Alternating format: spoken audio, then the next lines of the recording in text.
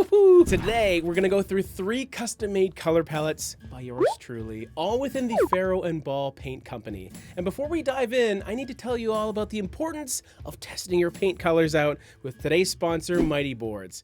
This isn't just any YouTube ad, people. If you don't know about Mighty Boards yet, and if you don't know, now you know. They're a super handy tool that you can use to properly test out your paint colors before you spend all that money on expensive Faro and Ball paint.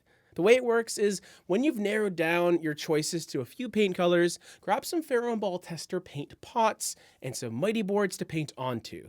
These are large, flexible tester boards that give you a physical representation of any paint color you want in real life. As nice as some of these online photos are, the only way you're really going to know a color is when it's physically in the room with you, and Mighty Boards allow you to do that. They're available in countless number of paint stores across North America, and if you want to know more about Mighty Boards, I'll leave their information in the description down below. Thanks to them for helping us out with today's video. So the 3 color schemes we're going to talk about today each contain 5 different paint colors that I selected that you can use in a variety of different ways. Think of these as potential wall colors, trim and door colors, accent colors to be used on walls, furniture, and cabinetry. You can also go a step further and just utilize these color palettes in a more general sense, whether you're picking fabrics or artwork, or even if you're a graphic designer. Might as well use these for that as well. It's free painting and decorating advice, and all I really need is a press of that like button if you're enjoying my face, and I guess the words coming out of it as well. Maybe both. The first palette we're talking about is somewhat industrial leaning that utilizes a fairly grayscale set of neutrals with a really fun accent color to finish things off. The first color is Weave It, which is a delicate, soft gray white. This is one of my favorite cooler off-whites by Faro and Ball, and it's definitely the lightest color of this bunch. Horn Forth White is slightly darker and introduces a touch of warmth, but not too much. It almost looks the slightest bit green leaning as well, but overall it's a natural fit to the more grayscale industrial palette. We take things a bit deeper with Downpipe, and this is a dramatic lead gray that becomes somewhat of an accent, but what's cool about it is it can sometimes feel quite cool or blue leaning, especially in areas that get north facing or direct sunlight. I sometimes think of this as the darkest navy blue, like navy blue with a lot of sort of dark gray added in. But it's not quite as dark as pitch black, which is the 4th color. This may seem a little redundant next to Downpipe, but when you have a real dark black next to that really, really dark bluish kind of gray black, then Downpipe becomes a little bit softer, and then it feels a lot more blue leaning. The 2 can also be used in conjunction as well. Maybe you want Downpipe on your baseboards and your door frames in a room, and then pitch black on the doors. So you have a little bit of a subtle color difference, but they're all kind of within the same scope. But the color that sets this whole thing off is Charlotte's Locks, which is really fiery. It's a rich red-orange that has a lot of depth, and it really cuts through the more grayscale colors in a really fun way. For some reason, I always seem to gravitate towards orange as an industrial palette accent color, sort of like maybe like a safety orange vest on a construction site surrounded by concrete and steel beams. I don't know, I'm into it. Next up, we have a very different feeling color palette that is more organic in nature, a bit botanical, if you will. Ooh, good words. We're gonna start with another off-white. This time it's James White.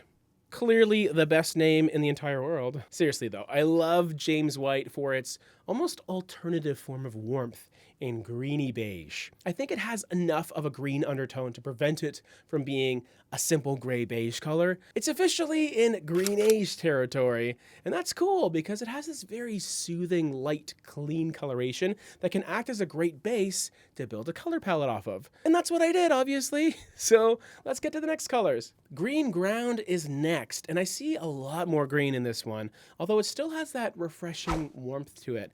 Almost a faint apple green undertone present. Apparently, it's a color that's used a lot in Faro and Ball's wallpapers, like the backdrop of a lot of their wallpaper. It's definitely a bit deeper than James White, but still has a lightness to it overall, and that makes it pretty fun to use on the walls. Next color in this palette is London Stone, which takes things into a different direction color-wise from green to brown, but I still think it fits thematically because we're trying to build this whole organic nature vibe in this palette. Even in this picture, we do see some beautiful green plant life in front. And I just love incorporating plant life when it comes to using browns and, greens too, because green and green. I love green. I take things another step further with London clay. And interestingly enough, Pharaoh and Ball calls this our warmest brown. But I almost feel it has a dark taupe feeling to it, where it has this combination of chocolate brown and then almost a stony deep gray. The undertone here looks a little bit purple as well, which can sometimes feel a bit cooler leaning in certain circumstances, but I do like that, and I think it's an important element to an otherwise warmer leaning color palette. And just to be clear, I do think it's a warm color overall, but to call it the warmest, speaking of warm, we finish off with Yaybridge green. And this is a green that contains a fairly strong dose of yellow, which gives it a really pleasant yet simplistic vibrancy to it. It sort of looks like a really great guacamole, and I love that. And even though it's one of the 3 green leaning colors in this palette, it is definitely the accent of the bunch because it's pretty electric. Before we get to my third and arguably favorite color palette of the 3, I want to invite my new viewers to subscribe to our channel. Click that red button down there, especially if you want to see more of me and more fun painting and decorating videos. Next up is my Granny Chic palette. And it's loosely inspired by our recent Grand Millennial video that we did, and it combines some familiar color hues from my past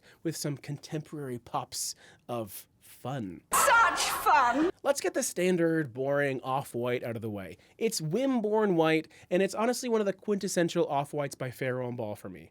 And boring doesn't mean bad as well. It's just the color that sets the stage for everything to come. It's just a hair shy of being pure white, which makes sense because nothing my grandmother had at her place was pure white.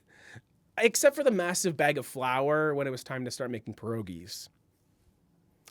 Delicious. Now things start to get a little interesting with our second color called Setting Plaster, which is essentially a light brown, which is technically a very muted version of orange. Although in practicality, you do see more of a light dusty pink, or at least kind of a rosy feeling neutral. We take things a step further with the third color in Crimson Red. It almost has a raspberry sorbet feeling to it. It is still a bit warm leaning, almost has a bit of a burgundy aesthetic, but it can tend to feel pretty glamorous in the more showy parts of your home. We do a bit of a right turn with a different color called Stone Blue, which has some interesting history behind its name. It was named after a pigment that was imported in these large lumps in the 1700s, and it's one of those blues that is really easy to incorporate with those kind of vintage, luxurious looks that a lot of people go for, which really suits the Granny Chic aesthetic quite well. The fifth color takes things into an even more different direction with an electric pop of yellow gold in Dutch Orange. While the first couple colors sort of sat within the same realm, and then we had blue for something a little more complementary, Dutch Orange just sort of sits in its own realm, and I love that. This is the color that was also featured as part of the Color by Nature palette in conjunction with the Natural History Museum, which is really fun. More Pharaoh and Ball paint colors are right over here, and these are actually their newest colors, which you should really check out.